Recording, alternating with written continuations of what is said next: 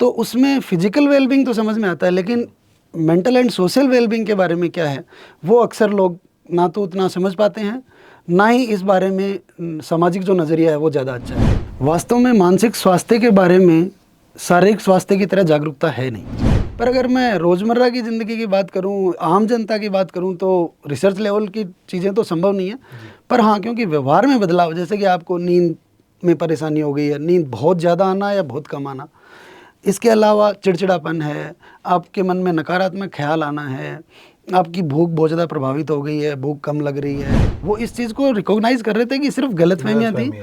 तो फिर उनसे बात की गई कि जब आप इस तरह के इशू से गुजर रहे हैं तो उन गलतफहमियों को ठीक क्यों नहीं किया जाए।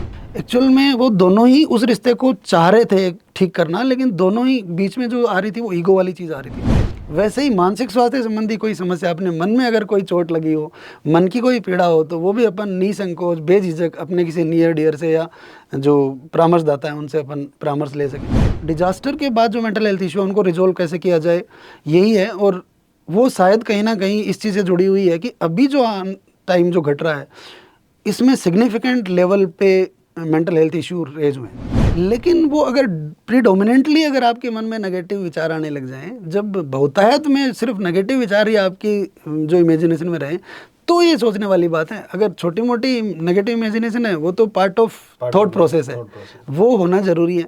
पर अक्सर कई बार लोग क्या होता है कि वो जो रेंज से ज़्यादा नेगेटिव थॉट्स होते हैं उनको भी स्वीकार नहीं कर पाते हैं। मैं अक्सर ओपीडी में ये चीज़ फील करता हूँ। कई बार बच्चे आते हैं, वो अपने इशू डिस्कस करते हैं और एक साथ में एक लाइन वो बोलते हैं कि प्लीज़ मेरे पेरेंट्स को ये चीज़ मत बताना। तो बस आपके थ्रू मैं ये संदेश देना चाहूँगा कि अगर आपको या आप किसी नियर डियर को मानसिक स्वास्थ्य संबंधी थोड़ी बहुत भी समस्या लगती है तो आप बेझिझक अपनों से शेयर करें। आप अपने मन का ख्याल रखें, मस्त रहें, स्वस्थ रहें। नमस्ते, मैं हूं कुलदीप आपके साथ। एक कदम बदलाव की ओर कार्यक्रम आप इस वक्त देख रहे हैं और हमारे रेडियो पे सुन रहे हैं। मेरे साथ एक खास शख्सियत है, क्योंकि दिन भी खास है, 10 अक्टूबर का खास दिन और विश्व मानसिक स्वास्थ्य दिवस इस दिन को आयोजित किया जाता है। एक खास मेहमान हमारे झुंझुनू के बहुत ही popular doctor PL Bhalotia sir, जो कि एक वरिष्ठ मनोचिकित्सक हैं और जिन्होंने अपना करियर और अपनी स्टडीज जो हैं वो इसी स्ट्रीम में करी हैं। सर, सबसे पहले तो आपका बहुत बहुत स्वागत हमारे खास प्लेटफॉर्म पे। धन्यवाद कुलदीप जी। जी सर, सबसे पहले बात करता हूँ कि एक प्रोफेशनल लाइफ को जब हम लोग देखते हैं तो उससे पहले की चीज़ें हम लोग नोटिस करते हैं, कहाँ से शुरुआत हुई, क्या स्टडीज़ हुई। तो सर, सबसे पहले हमारे दर्शक भी जानना चाहेंगे कहाँ से बेसिक एजुकेशन हुई, प्रोफेशनल करियर की शुरुआत कहाँ से हुई। सभी श्रोताओं को मेरा नमस्कार। मेरे कैरियर की बात करें तो मेरी जो मेडिकल एजुकेशन की जो शुरुआत है वो SMS मेडिकल कॉलेज जयपुर से मैंने MBBS किया है जी। उसके बाद मेरा MD न्यूरोसाइकेट्री जो है वो भी SMS मेडिकल कॉलेज जयपुर से ही है जी। उसके बाद मैंने मनोचिकित्सक और नशा मुक्ति विशेषज्ञ के तौर पे SMS medical college and hospital में काम किया है जी। वर्तमान में मैं उपनियंत्रक जिला अस्पताल झुंझुनू में कार्यरत हूँ। इसके साथ ही मैं मानसिक स्वास्थ्य सेवाओं से और अलग विभाग हैं उनसे भी जुड़ा हुआ हूँ जी। मैं नेशनल मेंटल हेल्थ प्रोग्राम का एक मेंबर हूँ जी। मैं जो राजस्थान पुलिस की सोशल मीडिया काउंसलिंग सेल है उसका एक मेंबर हूँ जी। इसी के साथ मेरी जो एक मनोचिकित्सक के तौर पे यात्रा है वो कुछ अनुभवों और एक सेवा के साथ जारी है। बिल्कुल सर, बहुत कमाल। सर, विश्व जो मेंटल हेल्थ डे है उसको हम जब सेलिब्रेट करते हैं तो अलग अलग थीम्स होती हैं। इस बार की थीम जो इस कार्यक्रम की है वो क्या है, सबसे पहले जानना चाहेंगे। इस बार की जो विश्व मानसिक स्वास्थ्य दिवस की जो थीम है वो है आपदा के बाद जो मानसिक स्वास्थ्य है उसको किस तरह एड्रेस किया जाए, किस तरह जो इशू है उनको रिजोल्व किया जाए, उसी पे ये 2025 की थीम बेस्ड है जी। सर, अब मानसिक स्वास्थ्य एक टर्मिनोलॉजी जब भी हमारे जहन में आती है, कोई सुनता है तो बहुत सारे लोगों के लिए तो बहुत नई चीज़ है। मानसिक जो है वो भी स्वस्थ रहना इंसान का ज़रूरी है। ये टर्मिनोलॉजी अभी हम लोगों के लिए बहुत ज़्यादा नई है। तो शुरुआत में बहुत बेसिक स्ट्रक्चर के साथ करना चाहूँगा। जब भी एक व्यक्ति मानसिक स्वास्थ्य जिसका असंतुलित है, उसको प्रॉब्लम हो रही है, तो कैसे वो रिकॉग्नाइज करे फर्स्ट स्टेप पे कि मैं इस प्रॉब्लम से गुजर रहा हूँ। धन्यवाद कुलदीप जी, बहुत ही अच्छा सवाल आपने पूछा है। वास्तव में मानसिक स्वास्थ्य के बारे में शारीरिक स्वास्थ्य की तरह जागरूकता है नहीं जी। तो ऐसे में ये सवाल भी लाजमी है कि लोगों को पता चले कि मानसिक स्वास्थ्य वास्तव में है क्या। WHO के हिसाब से जो स्वास्थ्य की परिभाषा है वो complete physical, mental and social wellbeing की बात करते हैं WHO। तो उसमें फिजिकल वेलबींग तो समझ में आता है, लेकिन मेंटल एंड सोशल वेलबींग के बारे में क्या है वो अक्सर लोग ना तो उतना समझ पाते हैं, ना ही इस बारे में सामाजिक जो नज़रिया है वो ज़्यादा अच्छा है। मानसिक स्वास्थ्य, भावनाएं, विचार और व्यवहार, इनका जो संतुलन है वो वास्तव में असली मानसिक स्वास्थ्य है। मानसिक स्वास्थ्य जो रोज़मर्रा की चुनौतियां हैं उनसे मुकाबला करना, रिश्तों को संतुलित करना, बहुत ही प्रभावी ढंग से उत्पादकता, समाज में एक उत्पादक के रूप में कार्य करना, और जो दैनिक जीवन में जो चुनौतियां आ रही हैं उनको प्रभावी ढंग से डील करने में जो मदद करता है वही मानसिक स्वास्थ्य है। जी सर, एक चीज़ें हमने हमारे घर से ही नोटिस करते हैं, हमारे रिलेटिव्स जो हैं, हमारे फ्रेंड्स जो हैं, उनके बिहेवियर चेंजेस कई बार हम लोग नोटिस करते हैं और हम लोग जहन में एक बात लाते हैं, यार ये इंसान पहले तो ऐसा नहीं था, ये आजकल ऐसा क्यों होने लग गया, या इसका बिहेवियर चेंज क्यों हो गया है। तो क्या ये चीज़ें जो बिहेवियर चेंजेस हैं, इमोशन का चेंजेस होना है, शब्द जो आपकी वोकेबलरी है उसमें बहुत अग्रेसिवनेस आ गई है, तो क्या ये मानसिक स्वास्थ्य के सिम्टम्स हो सकते हैं? जी कुलदीप जी, ये जो बात है जो आपने उठाई है कि लोगों के व्यवहार में बदलाव क्या मानसिक स्वास्थ्य से जोड़ के देखा जा सकता है। निश्चित तौर पे जब मानसिक स्वास्थ्य का जो पहलू है वो अगर कहीं प्रभावित होता है तो सबसे ज़्यादा व्यवहार ही प्रभावित होता है। व्यवहार ही होता है। उसमें जैसे अपन देखते हैं कि किसी को डायबिटीज़ है तो ब्लड सैंपल लेके और पता कर लेते हैं। शुगर लेवल पता चल गया तो अपने को लगता है कि हाँ इस रेफरेंस लेवल से ज़्यादा है तो शुगर के सिम्टम है। एक ब्लड सैंपल लिया उसमें बिलिरुबिन का लेवल ब्लड में ज़्यादा आ रहा है तो मतलब पीलिया का संकेत हो सकता है। वैसे ही व्यवहार में जो ये चीज़ें किसी लैब टेस्ट से, हालांकि जो रिसर्च लेवल पे जो लैब टेस्ट हैं उनमें जो कुछ न्यूरोकेमिकल्स होते हैं उनके लेवल को ब्रेन में और ब्लड में देख के ये पता लगाया जा सकता है कि ये बदलाव, न्यूरोकेमिकल बदलाव हो चुके हैं। पर अगर मैं रोज़मर्रा की ज़िंदगी की बात करूं, आम जनता की बात करूं, तो रिसर्च लेवल की चीज़ें तो संभव नहीं है। पर हाँ, क्योंकि व्यवहार में बदलाव, जैसे कि आपको नींद में परेशानी हो गई है, नींद बहुत ज़्यादा आना या बहुत कम आना, इसके अलावा चिड़चिड़ापन है, आपके मन में नकारात्मक ख्याल आना है, आपकी भूख बहुत ज़्यादा प्रभावित हो गई है, भूख कम लग रही है, व्यवहार में बहुत ज़्यादा आक्रामकता आ गई है जैसे आपने बोला, इसके अलावा चीज़ों को लेके आप डाउटफुल रहने लग गए हैं, छोटे छोटे जो निर्णय हैं वो भी ले पाने में आप सक्षम नहीं है, आपकी जो बोले तो उत्पादकता की मैं बात करूं, जैसे स्टूडेंट है तो उसके एकेडमिक परफॉर्मेंस है वो डिक्लाइन हो रही है, या एक जो बिजनेसमैन है, जो वर्कर है, जो ऑफिस एम्प्लॉई है, उसकी ऑफिस में एफिशिएंसी कम हो रही है, वो प्रॉपर सलीके से काम नहीं कर पा रहा है, अपनी सही क्षमता के साथ काम नहीं कर पा रहा है। ये ऐसे जो बदलाव हैं वो कहीं ना कहीं बताते हैं कि ये कहीं ना ये जो संबंधित व्यक्ति है किसी ना किसी मानसिक स्वास्थ्य समस्या से ग्रसित हो सकता है, और इसको जल्दी पहचानने से अपन समाधान भी अच्छा पा सकते हैं। बिल्कुल सर, बहुत ज़्यादा इम्पोर्टेंट है कि आप रिकॉग्नाइज स्टेज पे ही मालूम चल जाए आपको कि आप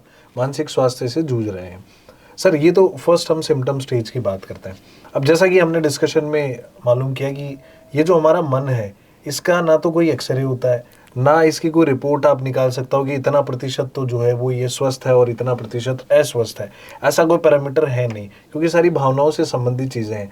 एक जो सबसे इम्पोर्टेंट बात है वो है कि जब किसी भी रिलेशनशिप में आप रहें तो आपकी जो बातचीत है, आपकी जो शब्दावली है वो ठीक रहना ज़्यादा ज़रूरी है, क्योंकि यहीं से चीज़ें ख़राब होना शुरू होती है। तो आप क्योंकि एक मनोचिकित्सक हैं, बहुत सारे पेशेंट्स को आप देखते हैं, बहुत सारे केसेस को आप डील करते हैं, तो क्या कभी कोई ऐसा केस आप किसी टिपिकल केस के बारे में बताएं जो कभी आपके पास आया हो, आपको उसको एग्जामिन करने में बड़ा मजा आया हो, या जिसके ऊपर काम करके ये सजेशन दे के आपको बहुत अच्छा लगा हो, ताकि उस एग्जाम्पल से हम थोड़ा सा रिकग्नाइज कर सकें कि ये मेंटल हेल्थ कैसा। मैं बात करूं तो मेरे पास एक पिता और बेटी आए जी, और जब वो अपने पापा के साथ आई तो उन्होंने जो इशू जो रेज किया कि पापा इन दिनों नींद प्रॉपर नहीं आ रही है, इनको चिड़चिड़े हो गए हैं, काम में जाने का मन नहीं है, 1:30-2 बजे तक सोए रहते हैं और छोटी छोटी बातों पे झल्ला जाते हैं, जबकि इनका नेचर ऐसा था नहीं। ऐसा नहीं। तो जब उनसे बात की गई ऐसा कितने दिन से चल रहा है, क्योंकि साइकोलॉजिकल असेसमेंट के लिए एक लंबा इंटरव्यू की ज़रूरत होती है, क्योंकि ये एक्चुअली वो आप कह रहे हैं वैसे एग्जैक्ट बटन दबाने एक्सरे वाली चीज़ें नहीं है, आपको बहुत सारा कन्वर्सेशन चाहिए होता है जिसमें क्या क्या चीज़ें अभी घट रही हैं, पास्ट में कोई ऐसी इवेंट तो नहीं थी। तो इस तरह की जब चीज़ें एक्सप्लोर की गई तो सामने आया कि उनके बहुत ही एक जो बचपन के खास दोस्त थे जिन बिल्कुल सगे भाई जैसा नाता था, उनके साथ उनका पिछले 1 महीने से 1.5 महीने पहले उनका कुछ इशू हो गया था, और जो इतने सालों की बहुत प्रगाढ़ दोस्ती थी वो किसी गलतफहमी की वजह से वो टूट गई थी और वो दोनों ही एक दूसरे को उसके बाद बात करने को तैयार नहीं थे। उन बेटी ने सोचा कि पापा से बात कराऊं, लेकिन उन्होंने कि नहीं, अब ये चीज़ ठीक नहीं हो सकती। ये जो चीज़ घटी उसके बाद उनके व्यवहार में जो बदलाव है बहुत ही सिग्निफिकेंट था। तो घर के मेंबर को लगा कि पापा ऐसे नहीं थे तो हमें बात करनी चाहिए। तो जब इस बारे में आगे बात की गई कि अगर ये रिश्ता था तो इसकी वजह क्या थी, तो उन्होंने बोला कि नहीं, कुछ गलतफहमियां ही हैं। वो इस चीज़ को रिकॉग्नाइज कर रहे थे कि सिर्फ गलतफहमियां थी। तो फिर उनसे बात की गई कि जब आप इस तरह के इश्यू से गुजर रहे हैं तो उन गलतफहमियों को ठीक क्यों नहीं किया जाए। तो उनका नज़रिया ये था कि नहीं, उन चीज़ों को मैं मेरी तरफ से ठीक क्यों करूं, मैं मेरी जब इतनी गलती नहीं थी, गलती तो बराबर उसकी भी है, वो पहल क्यों नहीं करे। एक्चुअल में वो दोनों ही उस रिश्ते को चाह रहे थे ठीक करना, लेकिन दोनों ही बीच में जो आ रही थी वो ईगो वाली चीज़ आ रही थी। जब उनको दूसरे पहलू को ध्यान में रख के जब वार्तालाप के लिए तैयार किया गया तो उनका एक अच्छा इफेक्टिव कम्युनिकेशन हुआ। और जब वो वापस 2 फॉलोअप के बाद वापस आए तो काफ़ी चीज़ें बदल चुकी थी। और जो उनकी बेटी ने बोला कि सर हम सोच भी नहीं सकते थे कि एक सिंपल कन्वर्सेशन उस चीज़ को इस ढंग से बदलाव की तरफ ले जाएगा क्या। तो ऐसे ही रोज़मर्रा की ज़िंदगी में बहुत सारे पहलू हैं, बहुत सारे इंसिडेंट हैं जो अपने साथ घटते हैं, पर अपन कहीं ना कहीं एक पहले से जो चीज़ें चली आ रही है उसके हिसाब से नज़रिया बना के अपन उन चीज़ों को डील करने लग जाते हैं और वो कहीं ना कहीं आपके मानसिक स्वास्थ्य को प्रभावित करती हैं, काफ़ी इम्पैक्ट करती हैं। बहुत इंपॉर्टेंटली आपने सर, क्योंकि इस एग्जाम्पल से हमें समझ में आया कि मिसअंडरस्टैंडिंग जो है आपकी मेंटल हेल्थ पे इम्पैक्ट कैसे कर सकती है। बहुत ही कमाल एग्जाम्पल ये है सर। मेंटल हेल्थ के विषयों में जब भी हम लोग जाते हैं, देखते हैं, समझते हैं, तो डिज़ास्टर जैसा हमने था कि इस बार की थीम रखी गई है, कोविड एक बहुत बड़ा इम्पैक्ट लाया मेंटल हेल्थ पे, हर किसी की सोच पे। तो ये डिज़ास्टर में मेंटल हेल्थ, इसके कॉन्टेक्स्ट में आप क्या बताना चाहते हैं? वास्तव में कोई भी जो आपदा होती है, वो आपका कोविड भी एक आपदा थी, उसके बाद जो अभी पाकिस्तान के साथ जो वार था वो एक बड़ी आपदा थी, उसके बाद लैंडस्लाइडिंग बहुत बड़े लेवल पे होती हैं, बाढ़ जो हैं वो इस तरह की आपदाएं जो कि दैनिक जीवन को बुरी तरीके से प्रभावित करती हैं। उनका जो लॉस अपन ने देखा है, जो जाने चली गई, वो तो बहुत बड़ा लॉस था। इसके अलावा जो लोग उसके बाद बचे हैं, जिन्होंने उस चीज़ को सामने घटते देखा है, उनके मानसिक स्वास्थ्य पे उसका बहुत बड़ा इम्पेक्ट आया है। और आप देखेंगे कि कोविड के बाद का जो टाइम है उसमें जो एंजाइटी इशू हैं, वो चाहे एम्प्लॉई हों, चाहे हाउसवाइफ हों, चाहे आपके देखा जाए तो स्टूडेंट्स हों, ये जो क्लास हैं सारी, ये बहुत सिग्निफिकेंट लेवल पे उन पे इम्पेक्ट आया है। और उसमें एंजाइटी एक बहुत बड़ा एक डोमेन है जो कि मैं मेरी क्लिनिकल प्रैक्टिस में देखता हूँ। पहले मैं देखता था कि 8-10 साल के बच्चों को जो पीडियाट्रिशियन होते थे उन्होंने कभी एंजाइटी इशू से सफ़र करते हुए बच्चों को नहीं देखा था। मेडिकल कॉलेज लेवल पे कोर्स के दौरान उन्होंने नहीं देखा था 10-12 साल के बच्चे को क्या एंजाइटी हो सकती है, इस तरह की चीज़ें चलती थी। अब मैं झुंझुनू जैसे शहर में, जो कि एक बहुत छोटा शहर है, वैसे शहर में बच्चों को 7, 8, 10, 12 साल के बच्चों को एंजाइटी इशू से सफ़र करते देखता हूँ।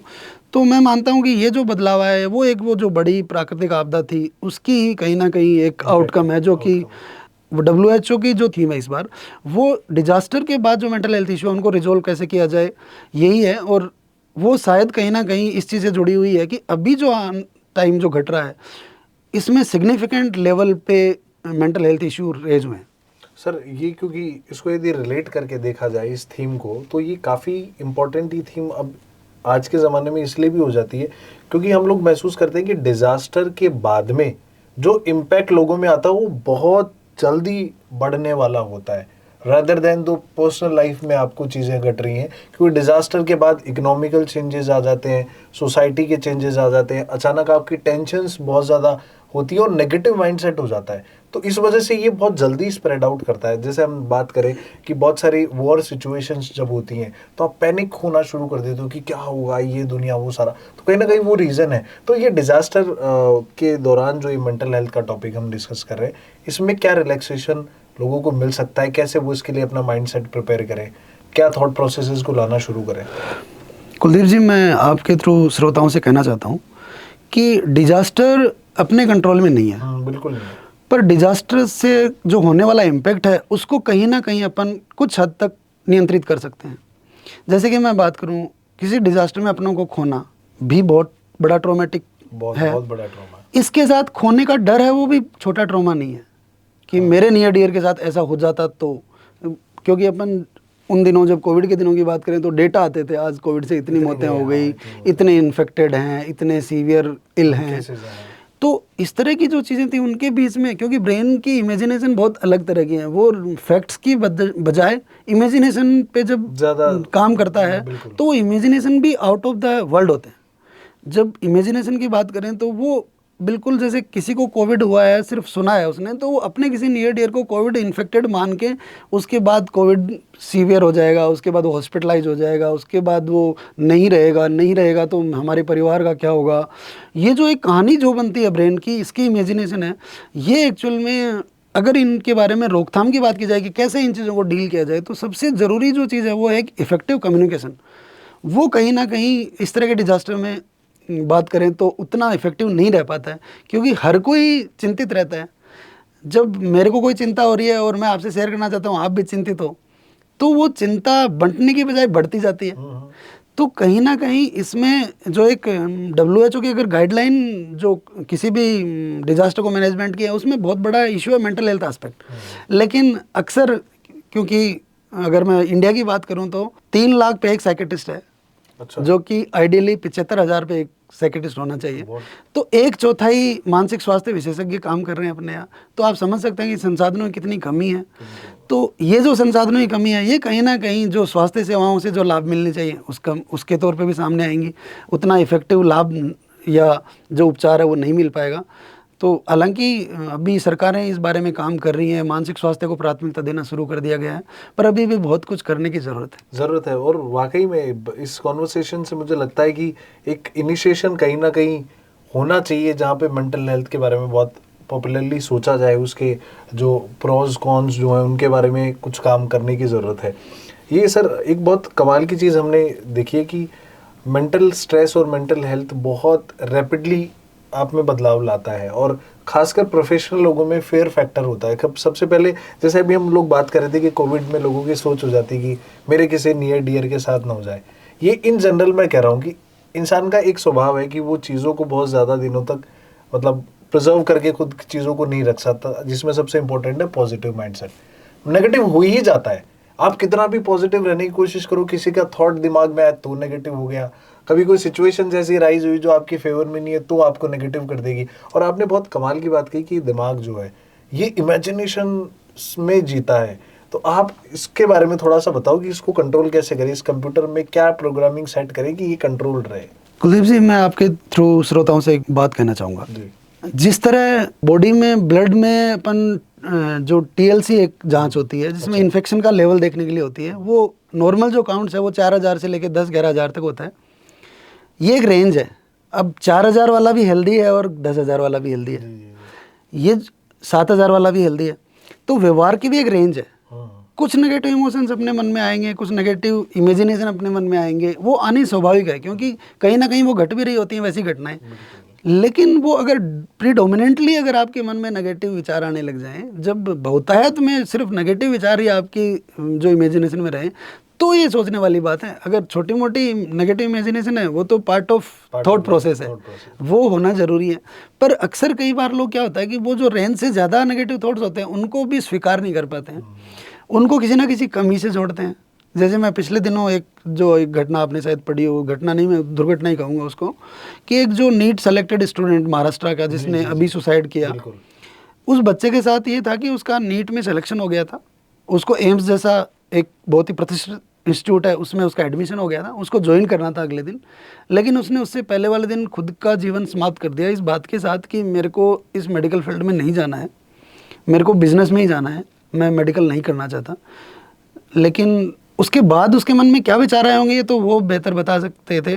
लेकिन आप सोचिए कि एक कैरियर सेट जिसका हो गया हो, आप सोचें तो एक कितने सारे स्टूडेंट्स का सपना है कि नीट में सेलेक्ट होकर एम्स मिल जाए, उस बच्चे को वो मिल गया था। फिर भी उसके ब्रेन ने उस चीज़ को एक अचीवमेंट नहीं माना, उसको लगा कि जीवन में बहुत बड़ी कमी रह गई, मैं तो बिजनेसमैन ही बनता। तो अगर और जनता के नज़रिए से देखा जाए तो वो बहुत अच्छा अचीवमेंट था। कितने पेरेंट्स होंगे जो सपना देख रहे हो मेरा बच्चा मेडिकल में जाए, एम्स में जाए, लेकिन फिर भी उस ब्रेन ने जो इमेजिनेशन किए वो क्या थे कि ये कुछ नहीं है, एम्स में सिलेक्शन, नीट में सिलेक्शन कुछ नहीं है। ये जो नेगेटिव माइंडसेट हो गया था, ये कहीं ना कहीं बताती है कि ऐसी एक इलनेस थी जिसको वक्त रहते अगर अपन एड्रेस कर लें तो शायद उसकी कुछ मदद अपन कर पाए। मदद कर पाते। मदद क्यों नहीं कर पाए होंगे? क्योंकि ऐसा नज़रिया अभी डेवलप नहीं हो पाया समाज में कि लोग इस तरह के इशू को जाके कंसल्ट कर सकें, अपने नियर डियर से शेयर कर सकें। शायद उसने अपने पापा को भी जो विचार अंदर चल रहे होंगे वो इसलिए नहीं बताए होंगे। मैं अक्सर ओपीडी में ये चीज़ फील करता हूँ, कई बार बच्चे आते हैं, वो अपने इशू डिस्कस करते हैं और एक साथ में एक लाइन वो बोलते हैं कि प्लीज़ मेरे पेरेंट्स को ये चीज़ मत बताना। अगर मैं ये कहूँगा कि मुझे ऐसा मेरा पढ़ने में मन नहीं है, मैं लो फील कर रहा हूँ, रिजल्ट के बारे में डर लग रहा है, तो वो लोग सोचेंगे इसकी पढ़ने की नीयत नहीं है। हाँ, नीयत नहीं है। अब सोचिए किसी पीड़ा को अगर अपन अपने नियर डियर से शेयर करेंगे तो शायद उसके कम होने के चांस हो, लेकिन सबसे बड़ा फैक्टर तो क्या है, यहाँ तो शेयर ही नहीं कर पा रहे। शेयर नहीं कर पा तो इस माहौल को बदलने की ज़रूरत है। मैं आपके साथ यहाँ पे हूँ वो सिर्फ इस बात के लिए हूँ कि जैसे अपन शारीरिक स्वास्थ्य के बारे में जब भी कोई दिक्कत होती है तो परामर्श कर सकते हैं, अपने नियर डियर से शेयर कर सकते हैं, वैसे ही मानसिक स्वास्थ्य संबंधी कोई समस्या, अपने मन में अगर कोई चोट लगी हो, मन की कोई पीड़ा हो, तो वो भी अपन निसंकोच बेझिझक अपने किसी नियर डियर से या जो परामर्शदाता है उनसे अपन परामर्श ले सकें। इसी उम्मीद के साथ मैं आपसे यहाँ जुड़ा हूँ। बहुत कमाल सर। हम इस बहुत ही इम्पोर्टेंट टॉपिक पे जो डिस्कशन हम कर रहे हैं, इसका उद्देश्य यही है कि जो इनसाइड एज इंसान रखता है कि मैं किसी को बताऊंगा तो वो हो सकता है किसी को कह देगा, शेयर कर देगा, फेयर फैक्टर इनसाइड डेवलप होना शुरू हो जाता है। जिंदगी में जिस चीज़ को आप पाना चाहते हो वो मिल जाती है, उसके बाद में भी आपके मन में कहीं ना कहीं होती है कि अरे यार ये तो मज़ा नहीं आया। तो इस तरीके की जो थॉट्स और चीज़ें डेवलप होना शुरू होती हैं वही कहीं ना कहीं आपके मेंटल हेल्थ को कनेक्ट करती है। सर, अंत में जाते जाते इस विश्व मानसिक स्वास्थ्य दिवस पे आप हमारे श्रोताओं को क्या खास संदेश देना चाहते हैं या कौन सी ऐसी चीज़ है जो आप कहना चाहते हैं? मैं कुलदीप जी आपके थ्रू श्रोताओं से ये कहना चाहता हूँ कि जिस तरह अपन अपने शारीरिक स्वास्थ्य की देखभाल के लिए जागरूक हैं, वैसे ही मानसिक स्वास्थ्य की देखभाल के लिए जागरूक रहें। अगर हमें मानसिक स्वास्थ्य के तौर पे कोई समस्या हल्के तौर पे भी सामने आ रही है तो अपन उनको पहचानना सीखें। एक स्वस्थ मन होता है, वो ही अपनी जो दैनिक दिनचर्या है उसको प्रभावी ढंग से निभाने में मदद करता है। वो अपने जो टास्क जो अपने को मिले हैं उनको प्रभावी ढंग से करने में मदद करता है। अपन अपने रिश्तों को प्रभावी ढंग से जी सकते हैं। अपन समाज में एक अच्छे वातावरण का निर्माण कर सकते हैं। मानसिक स्वास्थ्य के बारे में जो भ्रांतियां हैं, मैं आपको बोलूं कि बहुत टाइम पहले जब एक प्रसूता की डिलीवरी के दौरान डेथ हो जाती थी, मैं बहुत पुराने ज़माने की बात कर रहा हूँ हालांकि, तो गांव में ये बोला जाता था कि इसको माता ने तोड़ दिया है, इसलिए प्रसव में कहीं बाहर हवा लग गई, इसको कोई ऊपरी हवा लग गई और इसको माता ने तोड़ दिया है। एक्चुअल में वो जो डेथ हो रही होती थी वो तो या तो बहुत ज़्यादा ब्लीडिंग हो रखी होती थी या कोई इस तरह का कोई और बहुत सारे कॉम्प्लिकेशन डिलीवरी के दौरान, क्योंकि वो डिलीवरी किसी प्रोफेशनल की सुपरविजन में नहीं हो रही होती थी, वो किसी संस्था पे, चिकित्सा की संस्था पे नहीं हो रही होती थी। तो इस तरह के जो आउटकम होते थे वो नेगेटिव हो जाते थे और गांव वाले कहते थे कि ये जो डेथ हुई है ये माता का प्रकोप है, माता ने नुकसान किया है। लेकिन धीरे धीरे चीज़ें बदली। आज जब इंस्टीट्यूशनल डिलीवरी होने लग गई, जब डिलीवरी हॉस्पिटल में होती है, एक जो मेडिकल प्रोफेशनल होते हैं उनकी देखरेख में होती है, तो आप देखते होंगे कि बहुत सारी जानें इस तरह की हम बचाने लग गए हैं और लोग बाग इसको समझने भी लग गए हैं कि जो जान जाती है वो कहीं ना कहीं किसी मेडिकल वो एक कमी की वजह से आउटकम है। तो मैं ये कहना चाहूँगा कि जिस तरह से अपन ने जागरूक होके वो जो चीज़ें थी, प्रसव जब घर पे ही हो जाते थे, गांव में हो जाते थे, अपन हॉस्पिटल नहीं पहुंचते थे, तो जो नुकसान होते थे वैसे ही नुकसान कहीं ना कहीं अब अपन जो देख रहे हैं मानसिक स्वास्थ्य के हिसाब से जो हो रहे हैं। अभी 2 दिन पहले की न्यूज़ है, एक सीनियर IPS जो हरियाणा के हैं उन्होंने सुसाइड कर लिया। अब वो बात ये आ रही है कि उन पे बहुत ज़्यादा दबाव आ गया था कि उन पे कोई कुछ भ्रष्टाचार के आरोप लग गए थे, लेकिन मैं नहीं समझता कि कोई आरोप किसी की जान से बड़ा हो सकता है क्या। लेकिन वो जब उस वक्त जब मन होता है वो बहुत नेगेटिव तरीके से काम करने लग जाता है और वो एक तरह की इलनेस है। मैं कहूँगा कि उस चीज़ अगर वैसा आप सफ़र कर रहे हैं या आपका कोई नियर डियर उस चीज़ से सफ़र कर रहा है तो उसको आप शेयर कीजिए। शेयर करने के आधा समाधान तो शेयर करने में ही है। तो बस आपके थ्रू मैं ये संदेश देना चाहूँगा कि अगर आपको या आप किसी नियर डियर को मानसिक स्वास्थ्य संबंधी थोड़ी बहुत भी समस्या लगती है तो आप बेझिझक अपनों से शेयर करें।